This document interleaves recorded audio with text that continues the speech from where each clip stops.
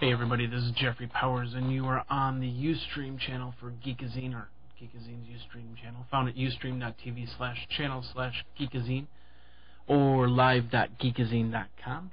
And we are doing a 5-minute show here, and I'm doing it really quick because I was going to do it tomorrow, but I figured, what the hell, let's do it tonight. So, and of course, you're seeing it live, so if I mess up during the 5-minute show, you will see and hear it.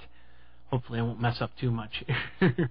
So we're going to do a 5-minute show. They had a contest, basically. The Webware 100 winners were announced a couple days ago. And we're going to talk a little bit about the Webware company and the winners.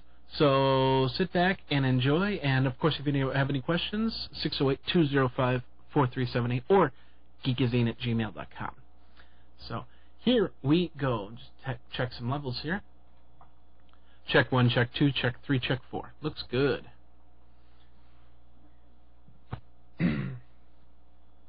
Excuse me. Here we go. Web apps. Can we live without them anymore? What did we ever do without them? Webware put out its own top 100, and we're going to go through them and see what was good, what was bad, and what was, well, you know. Hey everybody, this is Jeffrey Powers, and you are on the 5-minute show on geekazine.com. Of course, 608-205-4378 is our phone number. Geekazine@gmail.com is our email if you have any suggestions for 5-minute show topics.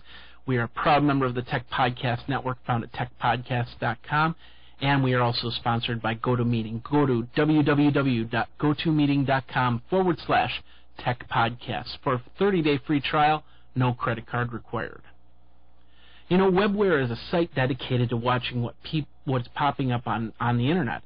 Any application that a web developer puts out will be checked out and reported by this organization. It's a good thing, too. There's so many out there. It's tough to keep up.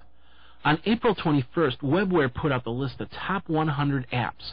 There were 10 categories, each with 10 winners. There were over 5,000 nominees, and 300 apps were chosen as finalists. Over 1.9 million votes were cast to dwindle this list down to 100. According to Webware, most of the winners were also winners last year. There were a couple apps that pushed their way onto the list. This might not be as easy next year, as web apps are expected to be more widely used within 2008. So here's the top picks. In the audio category, we saw popular names like iTunes, Zune, eMusic, and Amazon MP3. It was great to see sites like Last.fm, Live 365, and Blog Talk Radio on the list. The browsing category had Firefox, Google, and Google Reader, Internet Explorer, and Opera. iPhone was the newcomer and not a surprise to the list. Maxthon Browser is a lesser-known app that is great to see within this category. Commerce and Events saw Amazon, eBay, Google AdWords, PayPal, and Yahoo on the list. It was great to see Craigslist. It's such a popular site and not graphically driven. Kayak was a name I wasn't familiar with. It's a travel aggregation website, which means it'll find the best rates from the other sites, then redirect you there. In communications, we saw Gmail, Skype, Yahoo Mail, and AIM.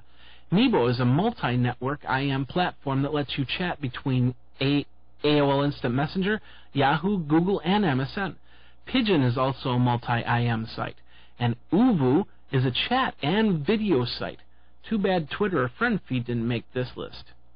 Productivity showed us Google Docs, Microsoft Office, Workspace, and Yahoo Calendar. Some other lesser-known sites could be Basecamp, Mint, Remember the Milk, and Zoho. Keeps reminding me of I have the work to do. Publishing and photography contains sites like Blogger, Drupal, Flickr, WordPress, and Twitter. Good to see an old site, an old friend in Worth 1000, a photoshopping contest site, added to the winners. The search and answer section had a host of old favorites, from Ask, Google, Wikipedia, and Yahoo. A new entrant is Hakia. It's a new site that searches uncommon words. The social winners were MySpace, Facebook, Yahoo, Google, LiveJournal. Friendster had some tough times that almost were brought out by Google. However, they prevailed and joined the list of the top 10 in this category. I may never go to Stardoll, but for anyone that wants to dress up dolls, This may be the social site for them. Utility and security showed us sites like Amazon, BitTorrent, Yahoo, YouSendIt, and OpenID. It's also good to see OpenDNS in the list. It's a great way to thwart online rogues in getting your information. Last but not least, the video category had a lot of new names in it. YouTube, Netflix, and Amazon were the three mainstays. Ustream and Juiced were the ones I knew about. Fix My Movie? It helps you clear up pixelated video. It's a pretty good service. I made it need it for these videos. All in all, I think this list is pretty impressive. Google seemed to win most of the categories.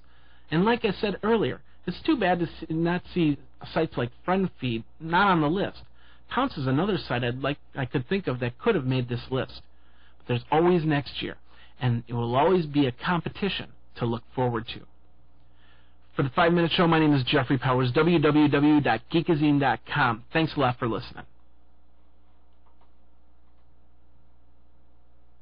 And I do have to admit, I think that is probably the best 5-minute show I've done reading-wise without making a mistake.